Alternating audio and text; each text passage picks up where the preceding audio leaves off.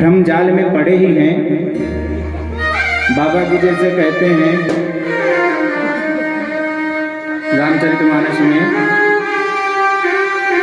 पुनरपि जन्मं पुनरपि मरणं पुनरपि जन्मं पुनरपि मरणं पुनरपि जन्मं पुनरपि मरणं पुनरपि जन्मं पुनरपि पुनरपि जन्मं पुनरपि पुनरपि जननी जठरे शयनम्।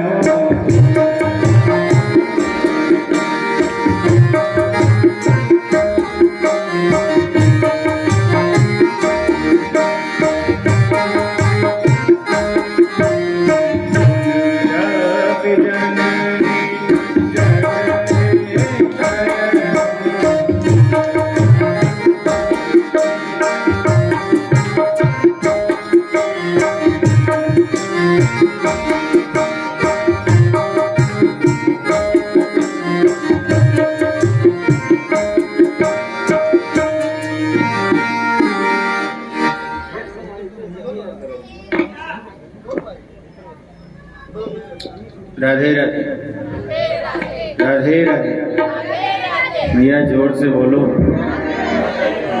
राधे राधे। श्री राम। कल अच्छा हमारी कथा कहाँ पर थी?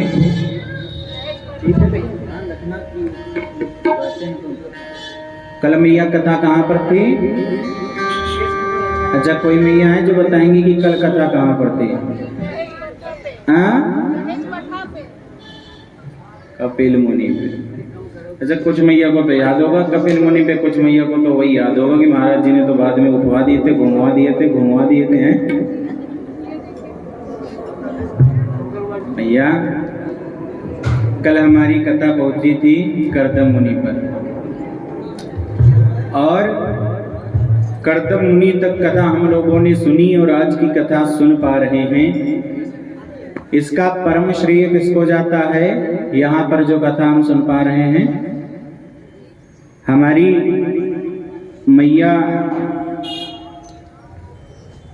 श्रीमती राजपति देवी एवं श्री राम वृक्ष निषाद जी, जो हमारी कथा के परीक्षित हैं, मुख्य यजमान हैं, और इनके जो सहयोगी कर्ता हैं, पुत्र हैं,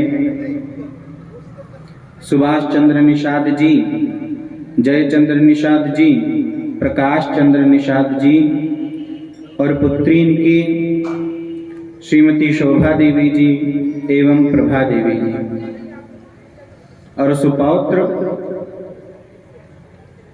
श्री आकाश जी, अंकित जी, अमन जी, आशुतोष जी एवं अभिषेक जी। तो मैया जिनके परम श्रेय से हम सभी को यह कथा रसपान करने का परम सौभाग्य मिला है, और आज चतुर्थ दिवस की कथा हम सुन पा रहे हैं। एक बार जोरदार कलकर ध्वनि से उनका स्वागत कर दीजिए।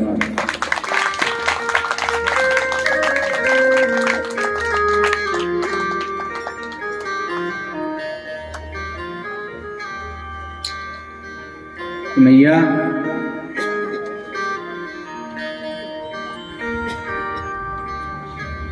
आज कथा का चतुर्थ दिवस कपिल मुनि माता देवहूति के पुत्र हैं। इनकी माता देवहूति के पति का नाम कर्दम मुनि।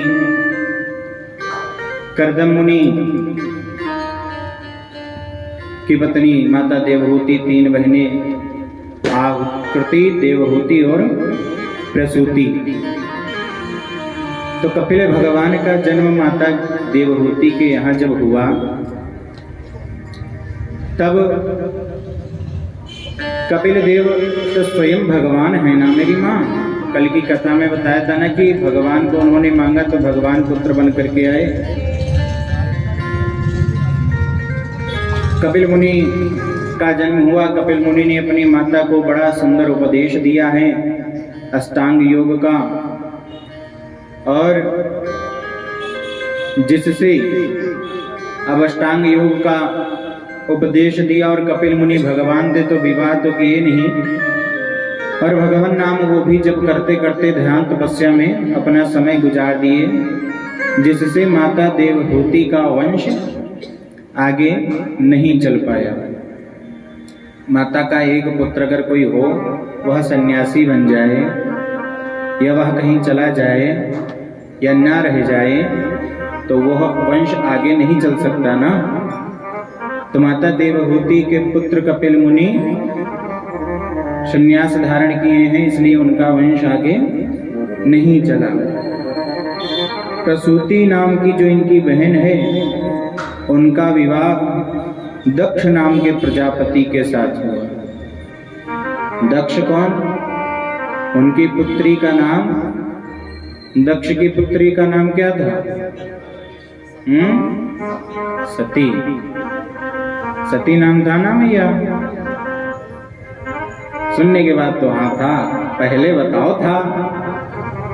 हैं? दक्ष नाम के प्रजापति के साथ उनका विवाह हुआ, और जो तीसरी थी आकृति का विवाह रुचि प्रजापति के साथ हुआ, और माता रुचि के यहाँ ही यज्ञ नारायण का प्रादुर्भाव हुआ। बोलिए यज्ञ नारायण भगवान की जय। यज्ञ नारायण का प्रादुर्भाव इनके यहाँ हुआ। प्रसूति का दक्ष प्रजापति के साथ हुआ। सती मातानी का विवाह भगवान शंकर के साथ हुआ। अच्छा, सती चरित्र, जो माता सती की कथा थी ना, इसको बोलते हैं सती चरित्र। बड़ा सुंदर प्रसंग है सती चरित्र का। रामायण में, रामचरितमानस में बाबा जी बड़ी दिव्यता से इसको लिखते हैं, पर हमारी भागवत जी में सूक्ष्म रूप से लिखा गया है। उन्होंने, दक्ष ने आमंत्रित नहीं किया था शंकर जी को, माता जी आई थी और उन्होंने आत्मदाह कर लिया था, अपनी क्रोधाग्नि में अपने आप को भस्म कर दिया था। भगवान शंकर के दूतों को जब भगवान शंकर के गण जो गए थे, उन्होंने यज्ञ का विध्वंस करना चाहे, परंतु आचार्य भृगु थे, उस यज्ञ के आचार्य भृगु, उन्होंने मंत्र शक्ति से उन सबको भगा दिया। भगवान शंकर तक जब यह बात पहुंची कि माता सती ने अपने शरीर का परित्याग कर दिया है, भगवान शंकर बड़े क्रोधित हुए, पर भगवान शंकर ने अपनी जटा का बाल पटका, उससे वीरभद्र नाम का एक वीरभद्र प्रकट हुआ। महाराज आया भगवान का भेजा हुआ वीरभद्र, यहाँ यज्ञ का विध्वंस कर दक्ष प्रजापति का गला काट दिया। भगवान शंकर आए, निवेदन हुआ, शिव आए। दक्ष को अहंकार बहुत था, उसको प्रजापति, एक प्रजापति है ना, ये प्रजापति एक पदवी हुआ करती थी, पदवी। आजकल होता है ना, कोई पदवी प्राप्त कर ले, बड़ी जल्दी अहंकार चढ़ जाता है। आपका कोई मित्र है, आपका संबंधी है, ऐसे ही है तो आपको वो समय देगा, वो आपके साथ रहेगा, परंतु कुछ प्राप्त कर लेना, कोई पदवी प्राप्त कर ले तो महाराज उसके पास आपके लिए भी समय नहीं रहेगा। होता है नहीं होता है? बहुत कम लोग ऐसे देखने को मिलेंगे जिनके पास अपनों के लिए समय रहता है। कुछ तो बनावटी कि हम हो गए हैं तो भैया हम बिजी हैं, कोई मिलने आया बोल दो हम बिजी हैं, नहीं बोल दो बिजी हैं। दक्ष प्रजापति को अहंकार हो गया, अहमता का, कि जो हूं मैं हूं। तो अच्छा, जो मैं में ज्यादा करता है ना, उसका मैं ही हो जाता है। भगवान ने किसका मुख लगाया फिर दक्ष प्रजापति को? मैया, ओ मेरी माँ, सास बहू के तो सीरियल खूब देखती होगी, हैं? ये नहीं पता दक्ष प्रजापति को मुख लगाया। अच्छा, मैं में ज्यादा कौन करता है? मैं इत्यादि है, कौन करता है? बकरा। हाँ, तो इसी का सर दक्ष प्रजापति को भगवान ने लगाया। जय राधे राधे गोविंद गोविंद राधे, जय राधे राधे गोविंद गोविंद राधे, राधे राधे गोविंद गोविंद राधे, राधे राधे राधे राधे गोविंद गोविंद राधे।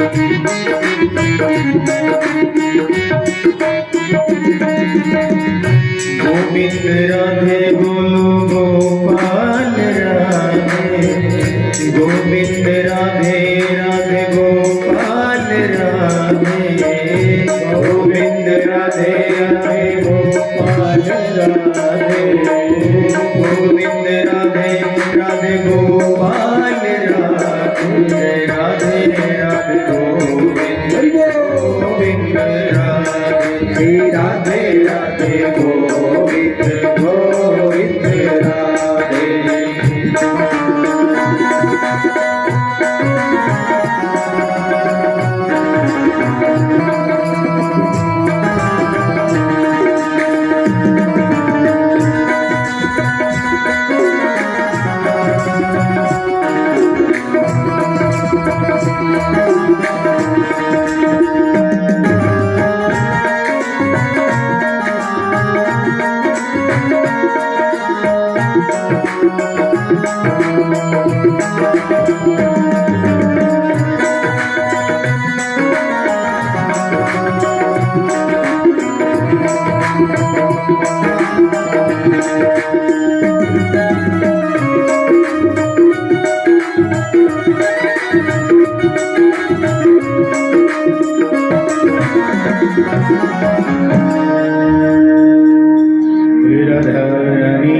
सरकार की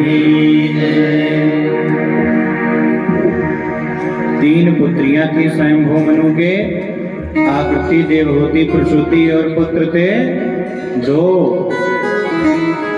एक का नाम था प्रियव्रत और दूसरे का नाम था उत्तानपाद। अच्छा, जो ये उत्तानपाद है ना, इनकी एक पत्नी है सुनीति। सुनीति इनकी पत्नी का नाम है। एक दिन सुदूर जंगल में गए। सुनीति गर्भवती थी और राजा अपने राज्य के बाहर चले गए भ्रमण पर, और वहां एक कन्या को देखा जिनका नाम है सुरुचि। उससे कहा कि मैं तुमसे विवाह करना चाहता हूं। सुरुचि ने देखा राजा है, विवाह कर लूंगी तो मैं भी राज्य करूंगी। सुरुचि ने भी हाँ कर दिया और गंधर्व विधि से विवाह हुआ। राजा उत्तानपाद अपने राज्य उसको लेकर के आए, और जैसी सुरुचि घर में प्रवेश करने जा रही थी, सुनीति को पता चला कि राजा एक ब्याह करके लाए हैं। पहली जो पत्नी थी, आरती की थाल सजाई स्वागत के लिए। जैसी द्वार पर पहुंची, सुरुचि ने कहा ये कौन है जो नई शादी करके लाए, उसका नाम सुरुचि है। देखिए भैया, थोड़ा नाम में ध्यान दीजिएगा, नहीं तो कथा पल्ले नहीं पड़ेगी। हम कहेंगे सुरुचि, तुम समझोगे सुनीति, हम कहेंगे सुनीति, समझोगे सुरुचि। तो थोड़ा मन इधर उधर से हटा करके सीधे कथा पर देना। सुनीति को देखा सुरुचि ने, तो कहा ये कौन है? तो बोला ये मेरी पहली पत्नी है सुनीति। तो सुरुचि बोली अगर ये इस घर में रहेगी तो मैं नहीं रहूंगी। राजा मोहवश ना जान सके और सुनीति को घर से निकाल दिया। माता सुनीति निकल भी गई, क्योंकि अच्छा सुनीति कहते हैं सुष्ठु नीतिर्यस्य सह सुनीति। व्याकरण की दृष्टि से जो नीति के हिसाब से चले, जो नीति कहती है वो कर्म करे। और सुरुचि किसे कहते हैं? बोले स्वस्य रुचिर यस्य सह सुरुचि, जिसमें खुद का मन है, अपने मन से जो चले वह हो गई सुरुचि। अब सुनीति को निकाल दिया, संत भगवान के आश्रम में गई। बड़ा सुंदर उनको पुत्र हुआ। अब क्या नाम है? तानपाद और सुनीति के पुत्र का ध्रुव। क्या ध्रुव भगवान को जानते हो ना? भक्त ध्रुव हुए नहीं जानते? अच्छा, कितनी मैया ध्रुव को जानती हैं? ध्रुव महाराज को 2-4 मैया को छोड़ के सब जानती हैं। पीछे वाली तो सब जानती हैं, बीच वाली कुछ नहीं जानती हैं। जो नहीं जानती इनके लिए भी ताली बजाओ, क्योंकि नहीं जानती तो अब जान जाएंगी। और अगर अब भी नहीं जान पाई, फिर कभी आपके यहाँ कथा हुई, फिर किसी व्यास ने आपसे पूछा कि ध्रुव को कौन जानता है, फिर हाथ ऐसी कर लेना। फिर वो सुनेंगे कि आपके यहाँ तो अभी कथा हुई थी 2-4 महीने पहले। अच्छा, आए होंगे वृंदावन से व्यास? हाँ, अरे आए के सुनाए गए वहीं कछु भी, फिर यही कहना। इसलिए ध्यान दो, भागवत किस चीज का विषय है? भा से भक्ति, गा से ज्ञान, वा से वैराग, ता से त्याग। भक्ति, ज्ञान, वैराग्य, त्याग। तो ज्ञान का भी जो दूसरा है भागवत, दूसरा है ना गा, ज्ञान का विषय। इससे ज्ञान भी वर्धन होता है।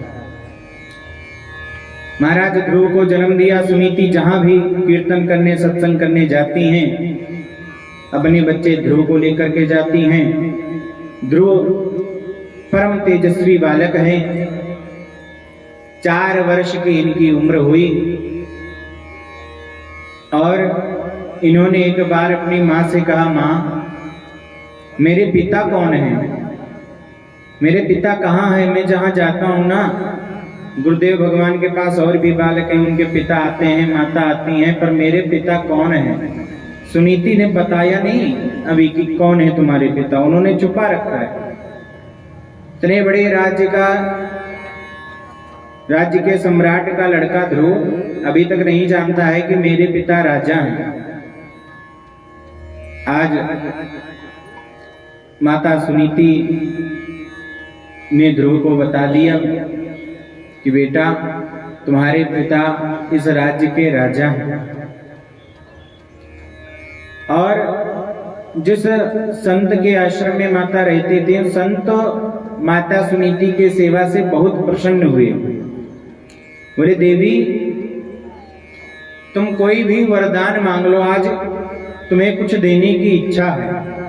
माता सुनीति ने कहा भगवान आपके श्री चरणों की सेवा मिल रही है, अच्छा संतों के चरणों की सेवा मिल जाए, इससे बड़ा क्या। बोली आपके चरणों की सेवा मिल रही है और क्या चाहिए। माता सुनीति से संतों ने कहा नहीं मांगना पड़ेगा, आज कुछ भी मांग लो। तो माता ने पता क्या मांगा, बोली मेरी जो दूसरी है ना, हमारे राजा की जो दूसरी पत्नी है सुरुचि, उसके कोई संतान नहीं, वर देना चाहते हो तो ऐसा वरदान दे दो कि वो भी पुत्रवती हो जाए। संतों का हृदय बड़ा कोमल होता है, नेत्र सजल हो उठे। अरे सुनीति, जिसके कारण तुझे अपना राज्य छोड़ना पड़ा, राज्य महल छोड़कर तू इस आश्रम में रह रही है, आज उसके लिए ही तू मांग रही है। परंतु मांगने कहा था, उन्होंने मांगा तो संत ने आशीर्वाद दे दिया कि जा, मैं वरदान देता हूं कि उसे भी संतान होएगी, पुत्र की प्राप्ति होगी। बड़ा सुंदर उनके भी पुत्र हुआ। एक दिन ध्रुव महाराज को जब पता चला कि मेरे पिता राज्य के स्वामी हैं, तो अपने पिता से मिलने चले गए ध्रुव महाराज। राजा उत्तानपाद जानते कि ये मेरा बेटा है, और उत्तानपाद का मन हुआ कि आज मेरा बेटा आया है मेरे राज्य में, तो मैं इसको खिलाऊं मतलब इसके साथ समय दूं, इसको अपने पास बिठाऊं। बुलाया ध्रुव को और अपनी गोदी में बैठाने के लिए, जैसी ध्रुव महाराज बालक हैं, 4 वर्ष की उम्र है, गए। 4 वर्ष का बालक, छोटा बालक बड़ा अच्छा लगता है देखने में, इतना ही छोटा बालक होता है, बड़ा सुंदर लगता है। जैसी वो गोद में बैठने को हुए, सुरुचि तुरंत आ गई और हाथ पकड़ करके ध्रुव को ढकेल दिया, धक्का दे दिया। बोले तेरे अभी इतने पुण्य उदय नहीं हुए हैं जो तू मेरे पति की गोद में बैठ सके। ध्रुव महाराज सिसक सिसक करके रो रहे हैं, बालक है ना, बच्चे हैं, बहुत रो रहे हैं। सुरुचि कहती है अगर तुझे इनकी गोद में बैठना है तो पहले वन को जा और परमात्मा की तपस्या कर। जब परब्रह्म परमात्मा तुझे दर्शन दें और कहें तेरी तपस्या से प्रसन्न होकर के कुछ मांग, तब तू मांगना कि मुझे माता सुनीति के गर्भ से जन्म मिले। यहाँ पर माता सुरुचि के गर्भ से जन्म मिले। यहाँ सुरुचि ने दोष किया, अपने गर्भ को भगवान से बढ़कर के बता दिया। बोली कि जब भगवान दर्शन दे दें तो ये मांगना कि सुरुचि के गर्भ से जन्म मिले, यानी कि बताया कि भगवान मिलने के बाद भी मेरे गर्भ से जन्म लो। अपने गर्भ को परमात्मा से ऊपर बताया। माता सुरुचि के वचन सुनकर के ध्रुव सिसक कर रोते हुए अपनी माता के पास आए। बोले मां, मैंने ऐसी कौन सी गलती कर दी जो मैं अपने पिता का प्यार नहीं पा सकता। अरे राजपाट ना मिले मुझे नहीं चाहिए, मुझे नहीं लालसा है, पर पिता का प्यार तो मिले। और बताया कि सुरुचि माता ऐसा ऐसा मुझे बोल रही थी कि वन को जाओ, भगवान को मिलो, भगवान आए तो कहना। माता सुनीति ने कहा बेटा इसमें रो क्यों रहा है, ये तो अच्छी बात है ना। माता सुरुचि तुझे भगवान से मिलने के लिए प्रेरित कर रही है, तू उनके गर्भ से जन्म लेने के लिए मत तपस्या कर, जा तपस्या कर, परब्रह्म परमात्मा की प्राप्ति कर। महाराज ध्रुव रो रहे थे, जिज्ञासा हुई।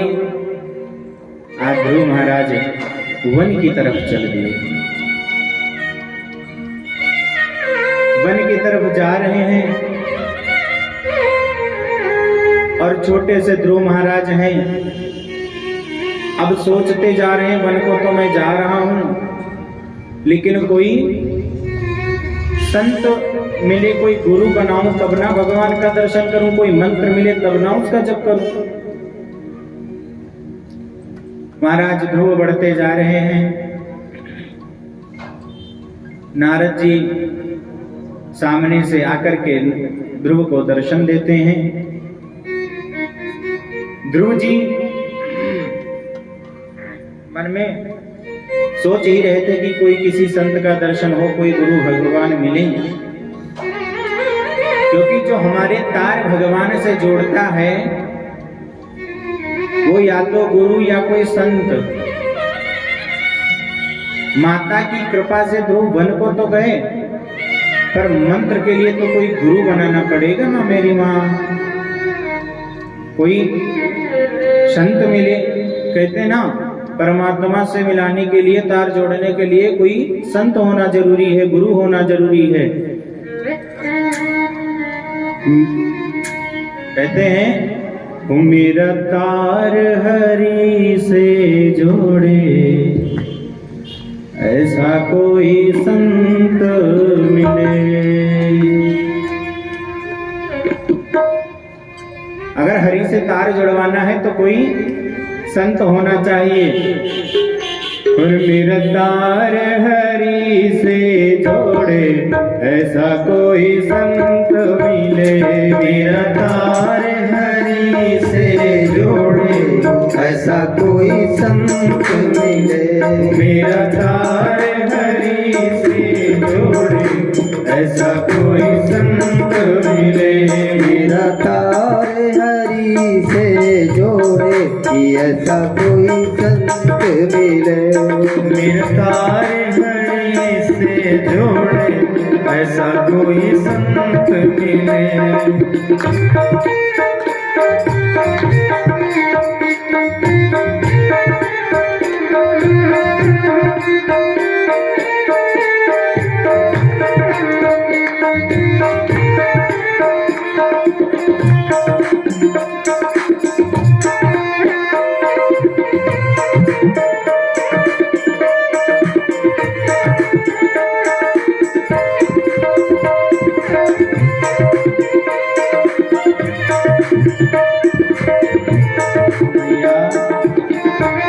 ताली के लिए हाथ क्यों नहीं उठ रहे हैं?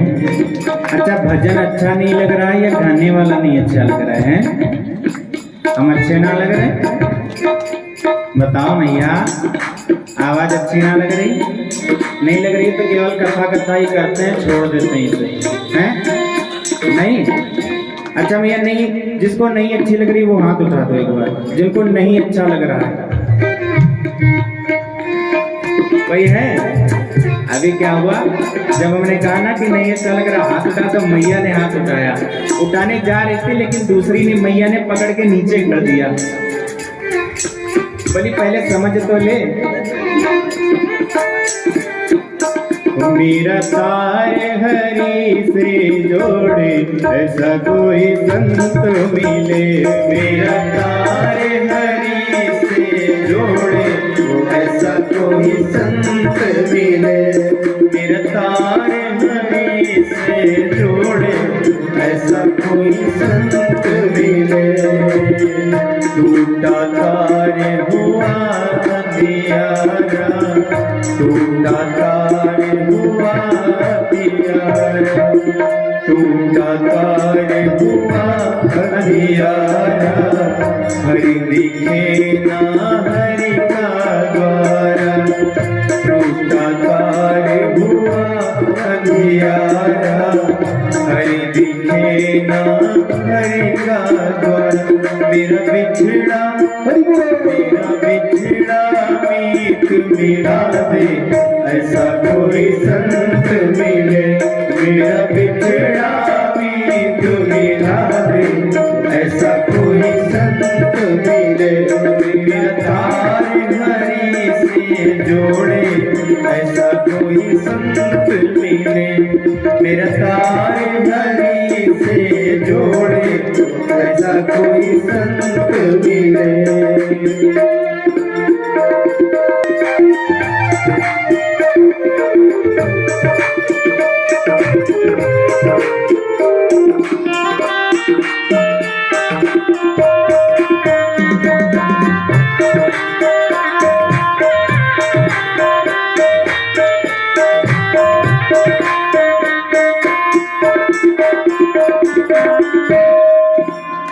ध्रुव भी सोच रहे हैं कि कोई संत मिल जाए, कोई भगवंत मिल जाए, कोई गुरु मिल जाए। और संत जी ने दर्शन दिए, लेकिन नारद समझा क्या रहे हैं, कह रहे हैं ध्रुव, जैसे ध्रुव ने देखा तो संतों के यहाँ रहते ही थे, महाराज लेटकर चरण में दंडवत किया। संतों को देखो, तुरंत दंडवत करो, प्रणाम करो, मन में भावना रखो, धारणा करो, संत में भगवंत के दर्शन कीजिए, तभी परमात्मा। अच्छा, परमात्मा एक गांव में एक बाढ़ आ गई मैया। कहा क्या आ गई? बाढ़। एक गांव में एक बाढ़ आ गई, बहुत बाढ़ आ गई, बहुत पानी आ गया, बहुत आ गया। और उसमें रहते हैं एक भगत जी। भगत जी रहते हैं। भगत जी भगवान के बड़े भगत हैं। भगवान के भक्त हैं। पानी आता गया, लोग बाग जब देखे कि यहाँ तो ज्यादा बढ़ रहा है, संकट आ जाएगा, कुछ नहीं तो अपना सामान उठाया, छत पर चले गए। घर में जब घाव पानी प्रवेश करने लगा, अब जब ज्यादा पानी आ गए तो खुद छत पे गए, छत पे बनाना, छत पे खाना, छत पे रहना। पानी और बढ़ता गया, छत पर के आ गया। अब महाराज गांव से कैसे निकले? तो वहां की सरकार को बताया गया। सरकार ने हेलीकॉप्टर भेजे, सुविधा भेजी कि हाँ हेलीकॉप्टर भेजे, उसमें सीढ़ियां होती ना कि चढ़ जाओ और चले जाओ। कई सारे आए, महाराज गांव के लोग चढ़ चढ़ के जाने लगे। किसका सामान किसका क्या सब छोड़ दिया, जान बची तो लाखों पाए। पहले तो जान बचाओ ना। उठ गए, सब जाने लगे। जाने लगा भगत जी छत पे बैठे पावती वीर के, कह रहे भगवान मेरी तो जिद थी कि मैं घर से हटूंगा नहीं, पर पानी ज्यादा आ गया इसलिए मैं छत पर आ गया। एक और जिद है, अब की जिद पक्की है। बोले अगर आप आओगे बचाने तभी मैं यहां से उठूंगा, वरना मैं यहां से नहीं हटूंगा। पानी बढ़ रहा है, महात्मा जी के पैरों तक पानी आ गया, घुटनों तक आ गया, कमर तक पानी आ गया। अब जितने गांव वाले थे सब चढ़ चढ़ के जाने लगे, कोई नहीं बचा, महात्मा जी अकेले बचे। जो ले के जा रहा था सबको उसने कहा महात्मा जी पकड़ लो, आ जाओ। बोले नहीं, मेरा तो परमात्मा भगवान आएंगे तभी मैं जाऊंगा, ऐसे नहीं जाऊंगा। बोले अरे आ जाओ। बोले नहीं जाऊंगा। सबको छोड़ आया। फिर एक बार हेलीकॉप्टर आता है। बोले अरे महाराज आ जाओ, काय को विलंब कर रहे हो, जान चली जाएगी। बोले मुझे भगवान पर पूरा भरोसा है, भगवान आएंगे तभी जाऊंगा। अरे महाराज आगे तुम्हारी मर्जी, नहीं जाना तो हमने तो कह दी, अपना उपाय कर लो। पानी बढ़ता गया, बढ़ता गया, इधर आया, इधर आया, इधर आया महात्मा जी की। और जब पानी इधर आ गया ना, इतना इतना आ गया ना, तब चिल्ला रहे कोई है बचा, कोई है बचा ले, कोई है। अब कौन सुने इतनी बाढ़ में, कोई था ही नहीं, जितने थे सब चले गए महाराज। अब कह रहे भाई जब तू कह रहा था तू ही आजा, कोई है आजा आजा, कोई आने को तैयार नहीं। पानी बढ़ा, महाराज जी चल बसे।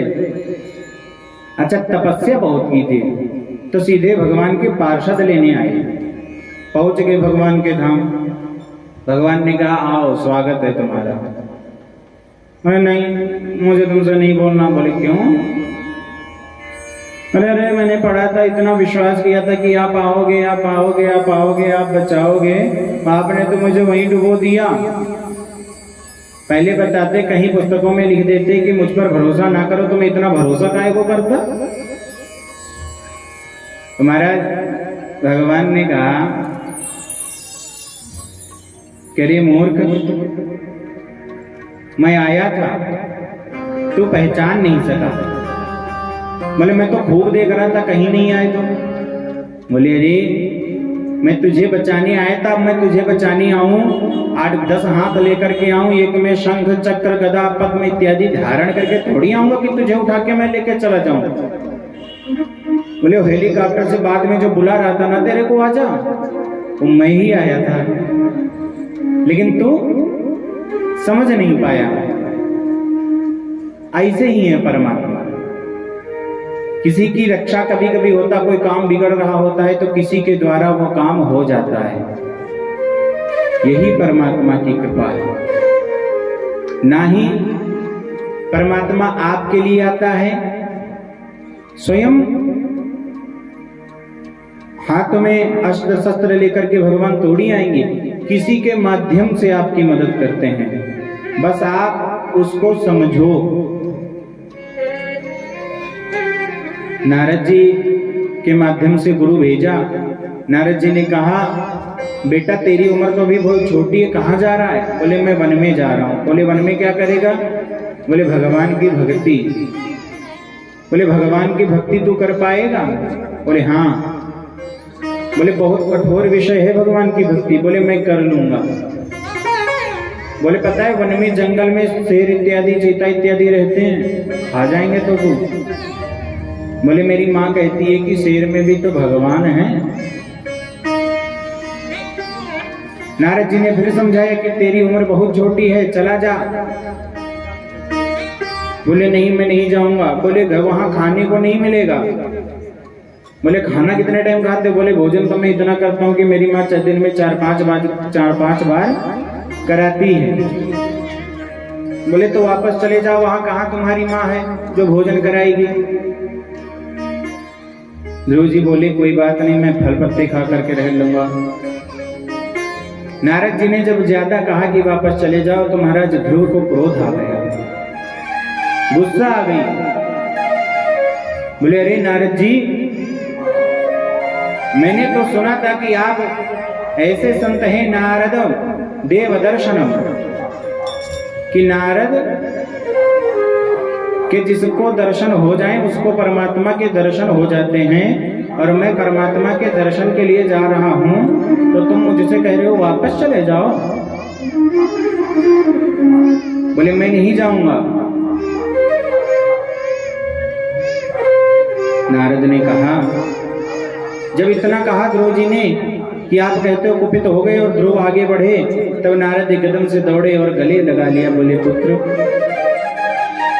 मैं तो तेरी परीक्षा ले रहा था कि तू पक्का भक्त है या नहीं, लेकिन मेरे परीक्षण में तू पास हो गया। जा मैं तुझे मंत्र देता हूं, इससे भगवान की प्राप्ति होगी। ध्रुव महाराज ने भी क्षमा की, क्षमा याचना की नारद जी से कि भगवान जो मैंने क्रोध किया उसके लिए मुझे क्षमा कर दो। महाराज मंत्र दिया नारद जी ने ध्रुव को, ओम नमो भगवते वासुदेवाय, ओम नमो भगवते वासुदेवाय, ओम नमो भगवते वासुदेवाय, ओम नमो भगवते वासुदेवाय, नमो भगवते वासुदेवाय, ओम नमो भगवते वासुदेवाय। वासुदेवाय मेरो नंद नंदनाय, वासुदेवाय मेरो नंद नंदनाय, वासुदेवाय गोपीजन वल्लभाय, वासुदेवाय गोपीजन वल्लभाय, ओम नमो भगवते वासुदेवाय, ओम नमो भगवते वासुदेवाय, ओम नमो भगवते वासुदेवाय, वासुदेवाय वासुदेवाय।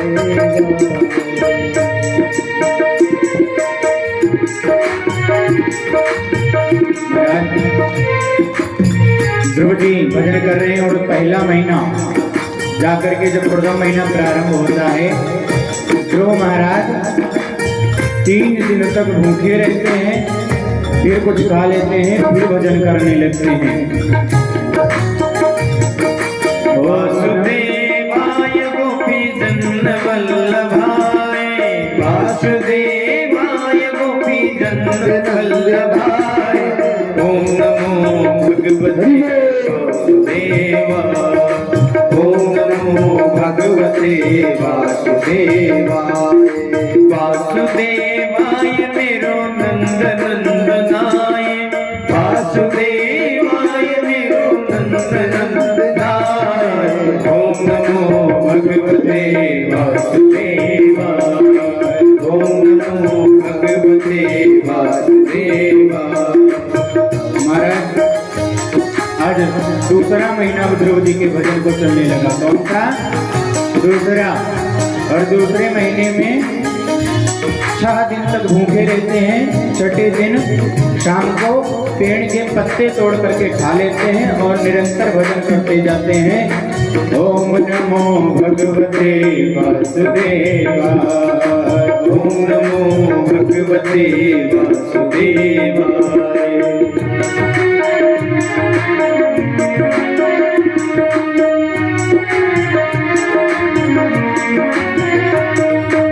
तीसरा महीना प्रारंभ हुआ महाराज भजन का, तीसरा महीना।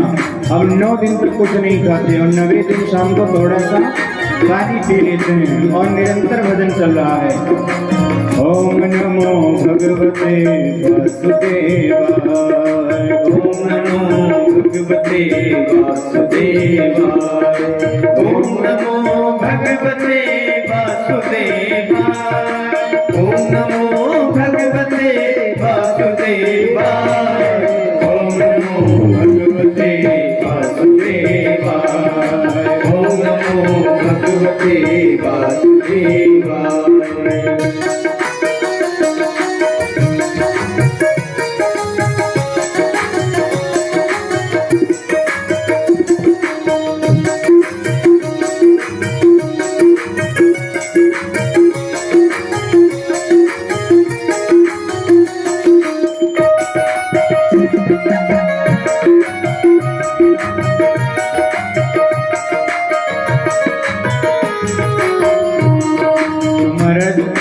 चौथा महीना भजन का चलने लगा। कौन सा? चौथा। अब तो पानी का भी त्याग कर दिया। क्या? केवल वायु पी करके रह रहे हैं। 12 दिन तक तो कुछ नहीं खा रहे हैं, 12वें दिन वायु पी करके रह रहे हैं और निरंतर भजन चल रहा है। ओम नमो भगवते वासुदेवाय, ओम नमो भगवते वासुदेवाय। अच्छा मैया, कौन सा महीना चल रहा है भजन को? चौथा। और वायु पी करके भजन कर रहे हैं। क्या? वायु। इधर तो खाई पी के आई होगी मेरी माँ। मैया खा के आई हो? नहीं नहीं। मैया खाई हो? नहीं खाई हो। दोपहर में खाई थी? नहीं खाई थी। ये इतने टाइम बहू ने ऐसे भेज दिया, जाओ जाओ कथा सुन के आओ, बाद में दूंगी, अभी नहीं दे रही। फिर जाओगी वहां सोओगी है। खाई थी? नहीं खाई थी मैया? ओ मेरी माँ, हाँ तो कर दो, ना तो कर दो, कुछ तो करो। मैया अपन लोग तो भोजन इत्यादि करके बैठे हैं। ध्रुव जी सोचिए 4 महीने कुछ नहीं खाए, चौथे महीने केवल वायु, ये जो हवा है यानी श्वास ले रहे हैं केवल। और ऐसा भागवत जी में लिखा है, अपने पास से नहीं बोल रहे। चौथे महीने निरंतर भजन चल रहा है यही।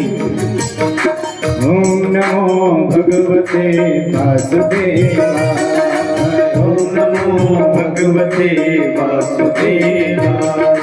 वासुदेवाय मेरो नंद नंदनाय, वासुदेवाय मेरो नंद नंदनाय, ओम नमो वासुदेवाय, ओम नमो भगवते वासुदेवाय।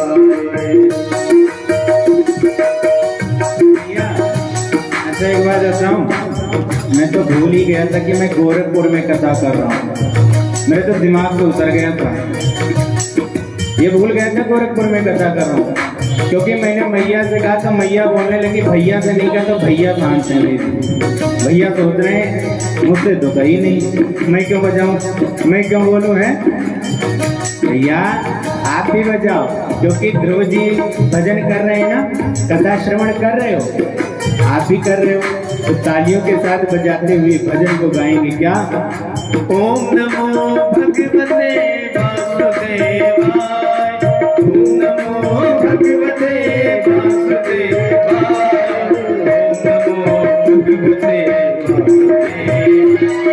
ओम नमो भगवते वासुदेवाय, वासुदेवाय मेरो नंद नंदनाय, वासुदेवाय मेरो नंद नंदनाय, ओम नमो भगवते वासुदेवाय, ओम नमो भगवते वासुदेवाय।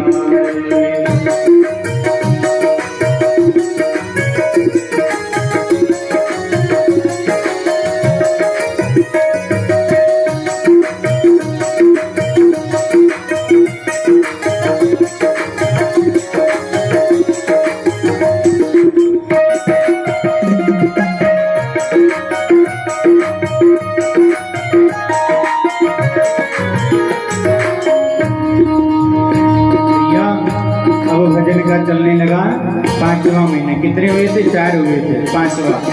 अब तो ध्रुव महाराज की जो श्वास है ना, ये भी जाकर ब्रह्मरंध्र में छिप गई। कहाँ चली गई, ब्रह्मरंध्र में। और सारे देवता खबर आए महाराज, दिग्गज दिग्गज दिग्गज दिग्गज डोल रहा है ब्रह्मांड सारा, सारे देवता खबर आ रहे हैं। ध्रुव जी तो अपने भजन में लीन है। वासुदेवाय मेरो नंद नंदनाय, वासुदेवाय मेरो नंद नंदनाय, वासुदेवाय मेरो नंद नंदनाय, ओम नमो भगवते वासुदेवाय, ओम नमो भगवते वासुदेवाय। महाराज ध्रुव जी के 5 महीने जैसी हुई, भगवान नारायण का उनके हृदय में प्राकट्य हो गया, नारायण का प्राकट्य हो गया उनके हृदय में। अब नारायण भगवान ने जैसी दर्शन आए तो हृदय में भी प्राकट्य हुआ है। ध्रुव महाराज एक पैर पे खड़े हैं, भक्ति करते ही जा रहे हैं। भगवान सारे देवता घबराए, हर जगह महाराज श्वास, सभी देवताओं का आज श्वास रुक गया, सबका श्वास रुक गया। इधर ध्रुव जी ने अपने श्वास को रोका, उधर सारे देवताओं का भी श्वास रुक गया, किसी का श्वास नहीं चल रहा। सारे देवता घबराए हुए ब्रह्मा जी के पास गए, बोले ब्रह्मा जी हमारी श्वास नहीं चल रही, हमारी श्वास रुक गई है। ब्रह्मा जी ने कहा जो दशा तुम्हारी है वही दशा हमारी, बोले हमारी भी श्वास रुक गई है। बोले नारायण के पास चलो। सारे देवता भगवान नारायण के पास जा रहे हैं।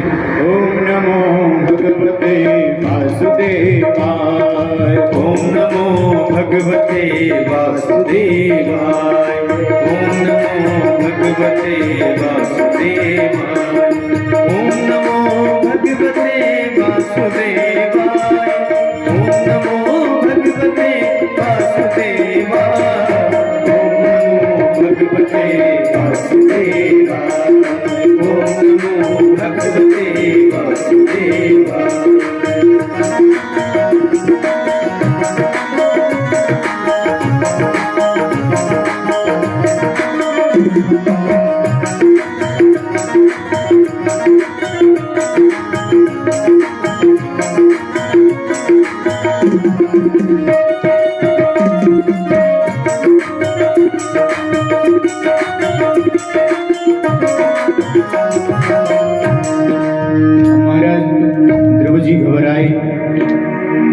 भगवान का दर्शन किया और ध्रुव जी घबराए, घबराहट के कारण आंखें खुली तो देखा वही स्वयं साक्षात परब्रह्म परमात्मा आज उनके समक्ष खड़ा।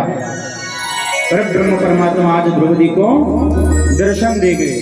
बोलिए भगवान नारायण भगवान की जय, ध्रुव जी महाराज की जय।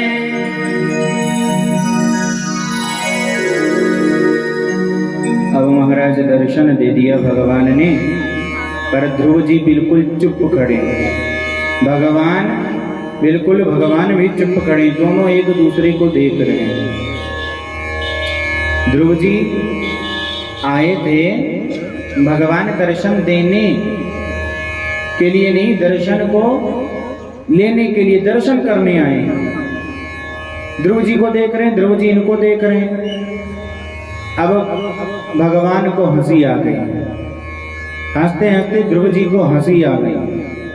अभी तक खिलखिला के भगवान हंसे, भगवान को देख करके ध्रुव जी हंसे, और ध्रुव जी को देख करके सुना रहे हैं सुखदेव मुनि राजा परीक्षित को कथा ना, तो सुखदेव मुनि हंसे। सुखदेव जी को देखकर राजा परीक्षित हंसे, पर आप नहीं हंसे। आप क्यों नहीं हंसे? मैया चलो। अच्छा, एक बार एक दानी व्यक्ति थे। कौन? दानी, बहुत अच्छे थे, दान करते थे, लेकिन दान गुप्त करना ज्यादा वो पसंद करते थे, गुप्त दान ज्यादा करते थे। गुप्त दान होता है ना, इस डायरेक्ट हाथ में दे दिया, इसे गुप्त दान बोलते, कि ना नाम बोलना ना कुछ। एक बार गुप्त दान किए। हमारी कथा में कथा चल रही थी, हमारी लखीमपुर खीरी में गुप्त दान किए 31,000 रुपये की राशि, लेकिन चेक किया था। क्या? चेक। अब हमारे में तो बोलने वाले रहते हैं ना कि इतने फलाना व्यक्ति ने फलाना राशि दान की। उन्होंने कहा बोल देना, पर नाम मत बोलना। भाई बोला गया कि एक गुप्त दान आया है 31,000 रुपये का। बोले, फिर थोड़ी देर बाद वो जाकर बैठ गए ना, थोड़ी देर बाद फिर आए। बोले एक बात और बोल दो। बोले कहा? बोले बोल दो, मंच के दाहिनी साइड में वो बैठे हैं। बोले अच्छा। बोले बोल दिया भैया 31,000 रुपये का गुप्त दान आया है और यहीं पर उपस्थित है, इसी पांडाल में है और मंच पर बैठे हैं दाहिनी साइड में। ठीक। मन में संतोष नहीं हुआ, फिर उठ करके आए। बोले बोल दो मंच पर बैठे हैं, मंच पर जितनी कुर्सियां पड़ी इन कुर्सियों में ही बैठे हैं। फिर बोला गया भैया 31,000 रुपये की ये दान राशि आई है, गुप्त दान है, और जिन्होंने गुप्त दान किया है वो इसी कथा पांडाल में, इसी मंच के दाहिनी तरफ जो कुर्सियां हैं इन्हीं कुर्सियों पर बैठे हैं। मन में संतोष नहीं पड़ा, फिर आए। बोले ऐसा बोल दो मंच पर तो बैठे हैं, पीले वस्त्र धारण करके बैठे हैं। अब जो दान जो बोल रहे थे उन्होंने कहा ऐसा है आप अपना नाम बता दीजिए, तो नाम ही बोल दिया जाए। बोले नहीं नहीं, नाम कैसे बता देंगे, गुप्त दान है। बोले गुप्त दान में कोई नाम थोड़ी बताता है। बोले ठीक है। बोले ये जो 31,000 रुपये की गुप्त दान की राशि आई है वो सज्जन यहीं बैठे हैं, कथा पांडाल में है, मंच पर है, मंच की दाहिनी तरफ जो कुर्सियां पड़ी कुर्सियों पर पीले वस्त्र धारण के बैठे हैं। 4-5 लोग बैठे थे, पीले वस्त्र धारण किए। मन में शांति नहीं मिली। फिर महाराज है क्या ये गुप्त दान? आए। बोले एक बात और बोल दो। अब बोलने वाले को बड़ा गुस्सा चढ़ा। बोला अपना नाम बता देना, अपना नाम बता दीजिए। बोला नाम कैसे बता देंगे, गुप्त दान है, गुप्त दान में कोई नाम थोड़ी बताता है। बोला ऐसा बोल दो कि इस कथा पांडाल में है, मंच पर है, दाहिनी साइड है, कुर्सियों पर बैठे हैं और पीले वस्त्र धारण करके तीसरे नंबर की कुर्सी पर बैठे हैं। अब उसको गुस्सा तो बहुत चढ़ा बोलने वाले को। बोला 31,000 ना दिए होते और मंच पर नहीं होता तब तुझे बताता। महाराज बोलना पड़ा 31,000 की राशि। बोला जो गुप्त दान आया है, सज्जन यहीं बैठे हैं, कथा पांडाल में है, मंच पर है, दाहिनी तरफ कुर्सी पड़ी है महाराज, उस कुर्सी पर है, तीसरे नंबर की कुर्सी पर बैठ करके पीले कपड़ा पहने हैं। गुप्त दान था, बोले नाम मत बोलना, गुप्त दान है। ठीक है, कथा विश्राम हुई। अगले दिन वो चेक लेकर बैंक पहुंच गए। बैंक वाले ने देखा, बोले कितनी? बोली 31,000 की राशि। बोले हाँ है तो, पर इसमें साइन नहीं है। बोले साइन नहीं है। गुस्सा उसको बहुत आया, पर वो गया दोबारा से उसी यजमान के घर। बोला भैया तेने दान कर दी 31,000 रुपया, पर तेने चेक में साइन तो कियो ना। बोला मूर्ख हो गया, गुप्त दान में कोई नाम बताता है क्या? बोले गुप्त दान है, इसमें कोई नाम डालेगा क्या? ऐसे ऐसे बुद्धिमान। अच्छा मैया, ओ मेरी माँ, कोई ऐसी बुद्धिमान बैठी होगा।